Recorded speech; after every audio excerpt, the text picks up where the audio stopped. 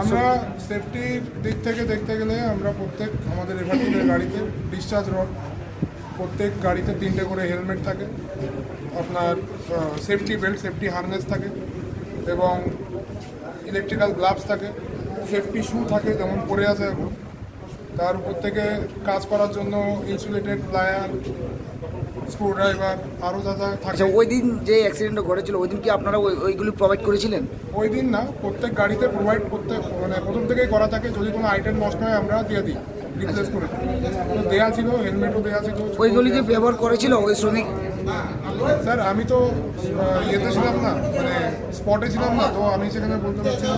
তবে যেটা শুনেছি যে ব্যবহার করে, সেফটি বেল্ট ব্যবহার করেনি, ছিল মানে তাদের কাছে ছিল। ব্যবহারটা করলে তো আর পড়ে যেত না, হয়তো ঝুলে থাকতো। মানে ওই দিন ছিল তার কাছে সরঞ্জামগুলি।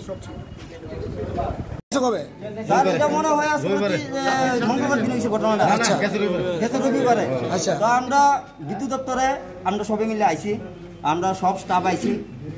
তো আইসে তো দেখলাম আজকে ঘটনা হইলো 3টে ঘটনার সময় আমরা খবর আইছে মারা গেছে। আচ্ছা, তো এর কথা আমরা দুঃখজনক খবরই।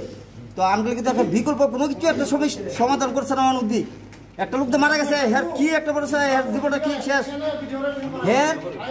হের যে আমরা হের যে একটা বাচ্চা আছে 6 বছরের, একটা বউ আছে, একটা মিসেস আছে, তো হের পরিবার কি আজকে কানা। আজকে বিদ্যুৎ দপ্তর কি পরিকল্পনা নিয়েছে এটা আমরা কইতে পারলাম না। ওর বিদ্যুৎ দপ্তরে মিলে আইছি আমরা একটু নিয়ে সুস্থ বিচার করতে লাগি। আচ্ছা, যখন ভর্তি আসলো বিদ্যুৎ দপ্তরে কোনো সহযোগিতা পাইছেনি? না স্যার, ওখানে মধ্যে আমরা সহযোগিতা আমি কইতাম না, পাইছি কি না পাইছে আমি। নামটা কি দেবো যে মারা? তাপস নম দাস। বাড়ি কোন জায়গায়? মধুপুর। মধুপুর। তাপস নম মানে কবে বসছে কইছেন? মঙ্গলবার, আজকে